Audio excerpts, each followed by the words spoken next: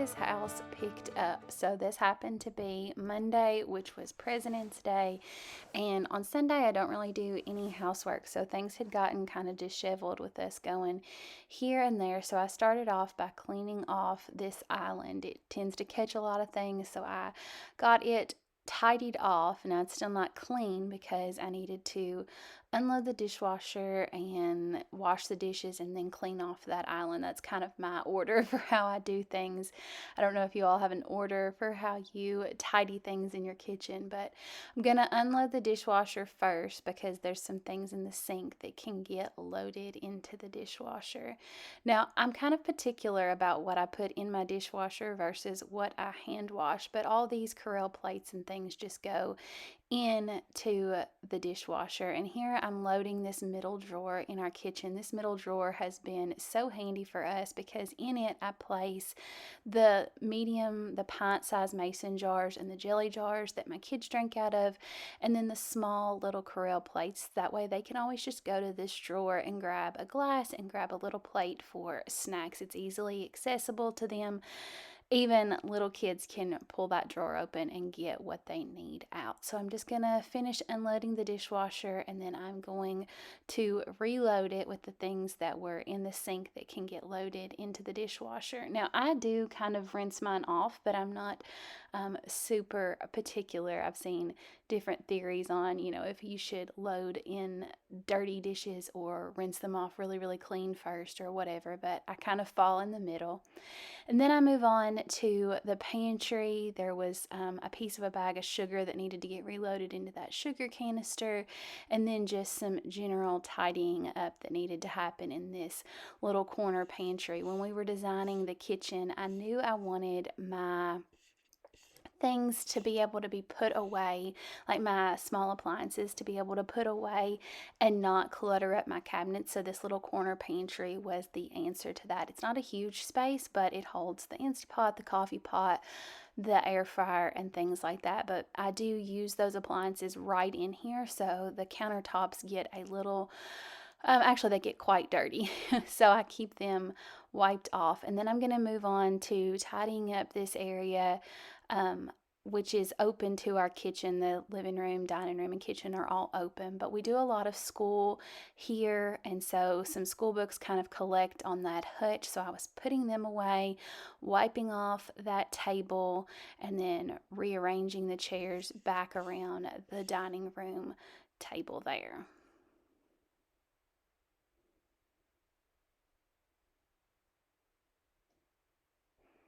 And after I got all that wiped off, I moved on to the living room. I started with this corner where our piano sits, and I just was straightening up some of the songbooks and the hymnals in this little basket. All my kids are taking piano lessons, so this little corner gets used quite a bit. And so I'm going to tidy it up a little and straighten it up. And then there is just a chair that sits back next to the rocker chair. It's actually a really neat chair. It actually transforms into a little step stool. But I'm going to rearrange that a little bit. But we use that chair kind of as a side table. There's a little basket under there that holds post-it notes and things like that. But you'll see I'm going to straighten it up, cuten it up just a little, but I'm going to move these blocks first. So those are some wooden blocks. I'm going to move them to the other side just so that I can get that chair a little bit closer to the wall and that it can recline if it needs to. I'm going to fold this little quilt. They would call this a cutter quilt because it's so ripped up, but we still really like it. I put it on the back of that chair, and I don't know, I think it makes it look a little bit less like there's just a straight back chair sitting in my living room.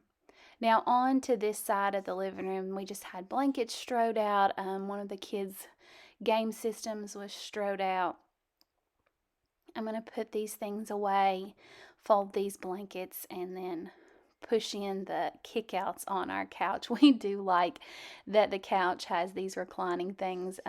It's probably not the most aesthetically pleasing couch, but we really enjoy being able to kick out and recline in this space. And then I'm going to hang up the coats that had got draped on the back of the couch in our coat closet here.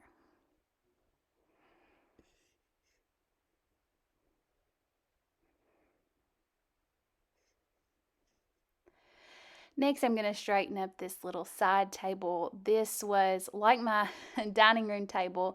It was also my husband's grandmother's little side table. And we just used this little basket to hold some of our Bibles. And then that's basically what sits here is Bibles and a dictionary and a plant and a picture. And then I moved on to the main bathroom in the house that just had some things setting out on the counters, just toothpaste and different things that needed tidying up there. Get the trash changed and just some general pickup in here. I like to go through and do a pickup of my house before I clean any of the floors. I like everything picked up. So I'm going to clean the mirrors and clean the countertops and the toilets, do all those things before I move on to the floors.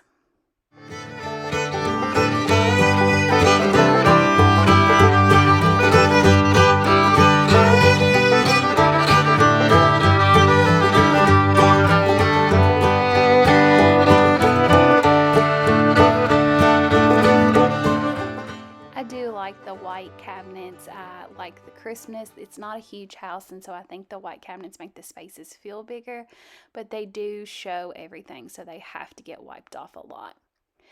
Now, I do really need to clean this bedroom. As you can see, I hadn't made the bed. The side table was a mess. My computer over there in the corner has things strode all around it, so I'm straightening up the little side table next to my husband's side of the bed first, kind of going through this basket and straightening up his hats and things over there. And then I'm going to straighten up the dresser on my side and put just some of those things away. And then I am going to make the bed. Now, first of all, this is the first time I've had a duvet cover, and I am a fan. It is a bit of a pain to get the duvet cover into the filling or around the filling and all those things, but I really like being able to just wash the duvet cover and not have to wash like a comforter every time. So that was my first time with a duvet cover, and I am a fan. I picked it up at just like a local kind of pallet sale store, so I think it was not expensive at all, maybe $20-ish. And then I'm going to put this quilt on the foot of our bed, and I really enjoy doing this.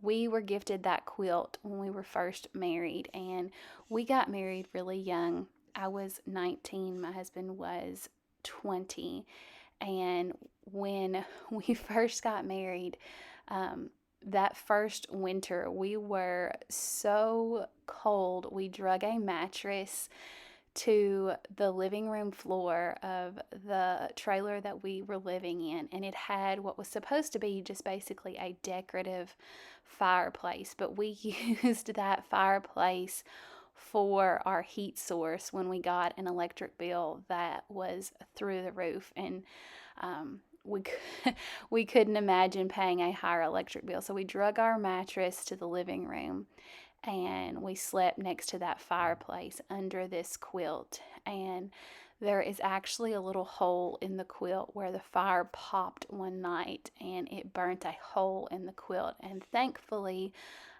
nothing actually caught fire and we were okay. But it's always a very humbling moment when I make the bed and I see that little hole from the spark from the fireplace from that first winter.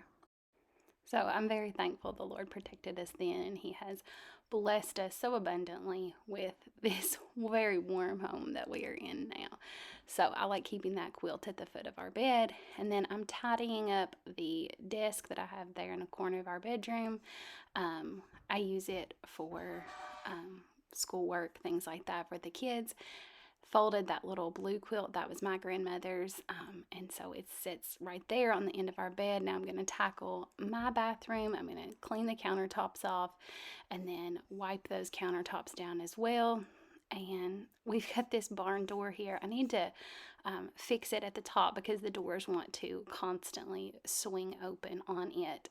But I'm just going to tidy a few things up in here and then get the laundry packed out and get the countertops wiped down and get this bathroom tidied up as well.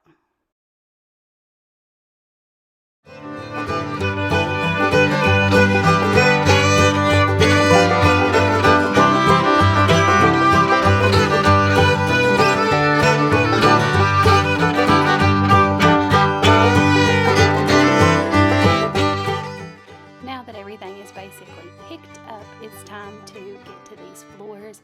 I'm going to vacuum them all up. It's really interesting to watch this in fast mode. Wouldn't it be awesome if it actually went that quickly? But I'm going to vacuum all the floors, and then I will get the vacuum put up in this little hall closet. There's not much of a closet there, but when we were designing the house, I wanted enough of a closet there to put the vacuum in and the mop bucket, and that has proved very beneficial. We also stuck an outlet in there so that I could charge the vacuum while it was in that little closet. So that was a handy little feature we were able to add. So I'm going to get the mop bucket filled up and get to mopping.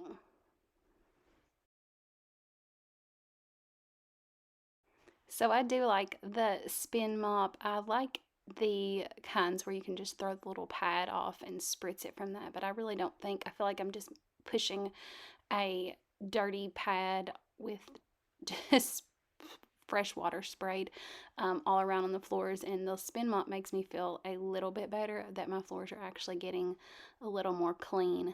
So I'm going to get all the chairs moved out of the way, get under the table, and get that all mopped up. And then I'm going to move on to the living room and get it mopped up as well. I didn't actually move all the furniture and mop under it, but I just gave it a quick mop throughout. So I hope you enjoy this look at just kind of a reset day. No deep cleaning. I'm getting ready to purge through the kitchen cabinets and things like that, and spring cleaning will be here very soon. I like to actually spring clean before it gets too warm, because once it's warm I want to be outside doing projects. So I hope you enjoy this just kind of quick reset on a Monday. My kids were gone, so I had the day to take some time and get it all reset for the upcoming week.